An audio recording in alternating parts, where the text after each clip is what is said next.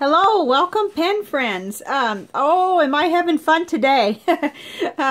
I'm comparing index cards. I'm looking at all the index cards that I have and the brand new cards that I just got, and I'm having a lot of fun. And I thought I'd just share it with you, some of my ideas. And mainly, I'm comparing three index cards, and I've done some writing samples. I've got all kinds of thoughts to share with you. They're probably jumbled, but I thought I'd just dive right in here. So let's start with the cheapest. I couldn't cut the penny in half because I don't have a saw, but this index card is from Dollar Tree. You get 200 for $1, and so, you know, technically speaking, one index card would be half a cent, so you are getting 2 index cards for a penny. And, you know, you get what you pay for. I've always believed that. They're very thin, and yet they're useful. I do use them all the time. It's got a blank side, this one, and it's got the lined side. So it's very traditional index card, except that if I remember right, when they used to make them when I was younger, they were more like cardstock, and I liked index cards better. But I'm not going to gripe too much at that price. I just sort of, I get them because I need lots of them. I'm a writer, and I can't remember anything, so I have to make notes all the time. So that's the first one, and there's pros and cons on that too, but I'll get to that in a minute. And then the second one, I'm not sure whether I can pronounce it, and I don't have the original packaging on this one still. But this I got from Goulet pens, and it's Exacampta. E-X-A-C-O-M-P-T-A, and I will link to their website to where I got these. And they come in 4 colors. Let's see if I can grab them. They come in the light blue. It's all in one package. Pink, green. I've used a lot of green and in yellow, so I've had these for a long time. And this is what I used to call graph. I hope you can see that. You know, little boxes, but I do believe, yeah, it's graph grid, I think is what it's referred to. So when you calculate that out, you are paying $8 for 100. So if I'm doing the math right, which I may not be, it'd be 8 cents per card. Now these cards are really substantial. And I'll show you, they're very fountain pen friendly as well. And so both sides have that graph on it. So that's what you're getting there. Whereas with that, you know, that plain old index card, you've got a lined side, like a recipe card basically, and a plain white side. Okay? But then, oh, I got these new ones in the mail yesterday, and I've been having fun with these. The next one I'm going to talk about is the Baron Fig Strategist note cards, and I'm crazy about them. I'm so happy that I ordered 2 packages because they have the dot grid, and I hope you can see it. Dot grid on one side, rounded corners, oh, I love that, and then blank or white, just plain on the other side, which I think expands actually your possibilities with it. They are all in white, so you get 100 of these for $9, which makes that 9 cents a card. You know, I'm not really splitting hairs, but I thought it was interesting. That's the way my mind works, so I just did it that way. And then I've got another card that I really like, these little mini index cards. And these, I cannot remember where I got them or how much they were, but it's my second package of 200 that I'm just starting on. I already used 100, and I left some at my brother's for him, and this is like an index card cut in half, basically. And I used to do that all the time. I'd cut them in half. Because this is a real convenient pocket size. You don't have to fold it, you know. But I tend to use regular 3x5 cards, like these 3 types more. But, so I can't remember. It probably was Office Depot, and they could have been anywhere from $2 to $4 for the 200. I'm just not sure, so I don't want to mislead you. But I keep this is over here is a cigar box that's just like a recipe box, and I keep it with a whole bunch of different index cards, so that I could just grab some, or, you know, I keep some in my purse. I take them with me. I use them at all my different desk areas because, and then I'll end up with a clump of cards like this. I'll end up with a hodgepodge of notes on nib smoothing, you know, my little sample with my new pen. Something about a pen I wanted to look into, you know, and then I can go from there and see if they made any sense. Sometimes they don't, but I certainly like the cheaper ones for just right by the desk for, you know, for notes. You never know what you're going to find. Hero 5028 broad nib set. Oh yes, this was a viewer that recommended something. This was awesome. And I end up, you know, if I don't jot it down right then, I don't remember where I saw it. So I am an index card addict anyway to begin with. So this was really a lot of fun. And what I ended up doing, just for the heck of it, I ended up writing on each index card. I started with my new one, and then I realized, so with the Baron and Fig, and so I could kind of get an idea, you know. And this is a very substantial card too. It seems to be very much similar to the weight on the Exacompta, the Baron Fig. The difference would be, and I'm not an expert on how to use the right words, I believe this is smoother, and this has just a little more, I've heard other people say teeth or tooth. It's a little more textured. Not so much so that it bothered my fountain pens though. So let me see. What's this do? I'm going 90 miles an hour.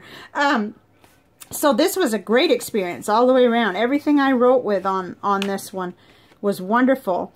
You could see the color, you could see the shading on the Lamy, the Vista there with the Noodler's Black Swan and Australian Roses.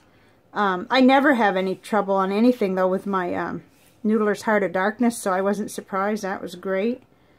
So, you know, no problem whatsoever. I felt like any pen you wanted to write with on these are great.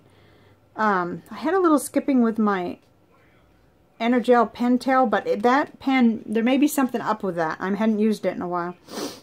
And so I wouldn't even go by that. And the Pilot V5 was happy, and all the rest of my fountain pens were very happy on it. And then, okay, and then I went to, now I did notice the difference that on this Exacompta, it's incredibly smooth. It didn't bother me at all that the Baron Fig was a little more textured though. It didn't slow me down. I noticed hopping back onto this card that it's incredibly smooth, and you wouldn't want to be running your hand over it too soon either. So there's your, you know, your difference, because your fountain pen ink needs to dry. It's kind of sits on this the way it does on Clairefontaine paper.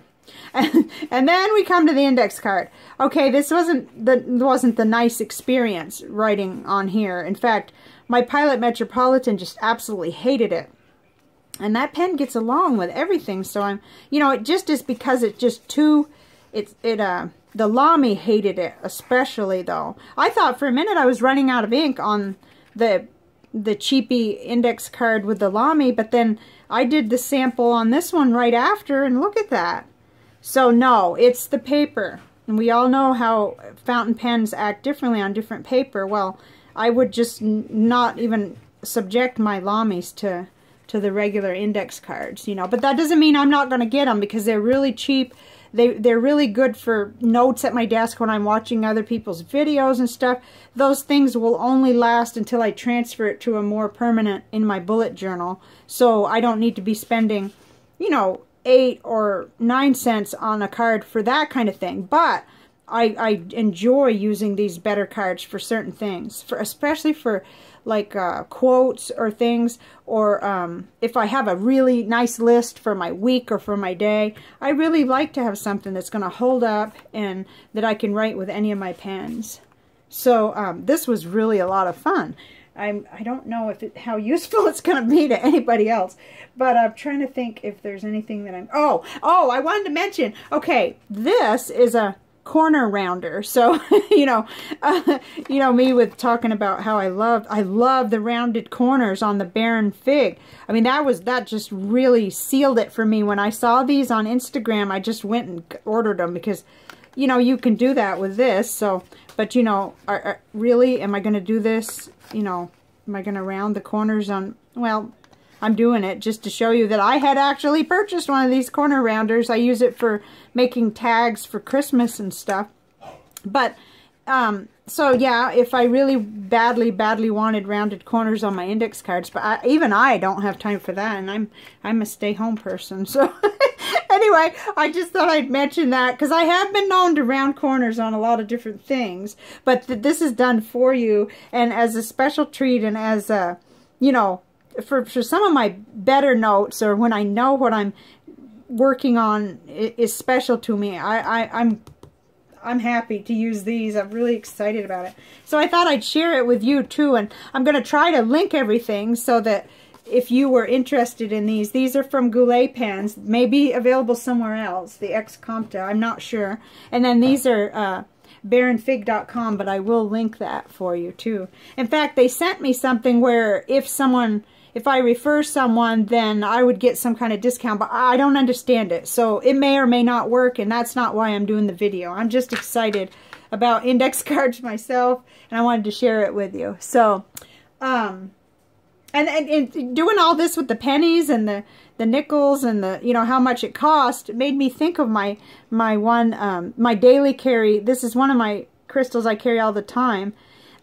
Someone told me that the tiger's eye crystal is good for prosperity. I was just reading in my book, and it wasn't in this book, but I wanted to talk about the tiger's eye for just a minute, because that's kind of fun. I like doing that on my videos. So I looked it up in my Crystal Bible by Judy Hall, Tiger's Eye, and the part that I liked especially was Tiger's Eye is a protective stone that was traditionally carried as a talisman against ill-wishing and curses. It shows the correct use of power and brings out integrity. It assists in accomplishing goals. And I thought right away, well, that's what these index cards and pens do for me, because, you know, I'm bullet journaling, I'm trying to stay focused, and I have adult ADD. It's tough to do that, but these tools, the pens, the note cards, and, you know, focusing and making sure I'm not just relying on my brain, which would have me skipping all over. So really, and I do skip all over, but I've gotten better, and this stone is a real helpful one. Oh, it says, Tiger's Eye is excellent for people who are spaced out or uncommitted. It grounds and facilitates manifestation of the will. Tiger's Eye anchors change into the physical body. And there's a lot of healing elements to this one, too. So, not only that, but it aids in night vision, heals the throat, and on and on. I mean, there's a lot of neat stuff. And so I'm learning, but I just enjoy the beauty, too, of the crystals. So that's where I'm at today. I'm having fun with index cards. I'm getting really low on these. I don't know why I can't say that.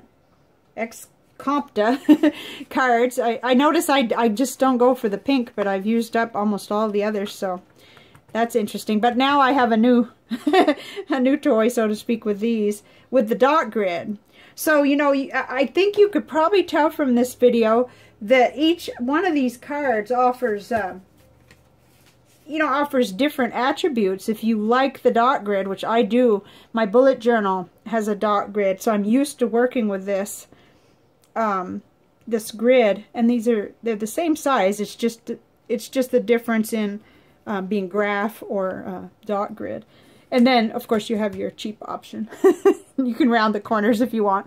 Okay, I think that's it for this video. I hope you guys are having a good time leading up to the holidays, if you celebrate it, and if you're in the United States. And I will see you next video. Thank you very much for viewing. Bye now.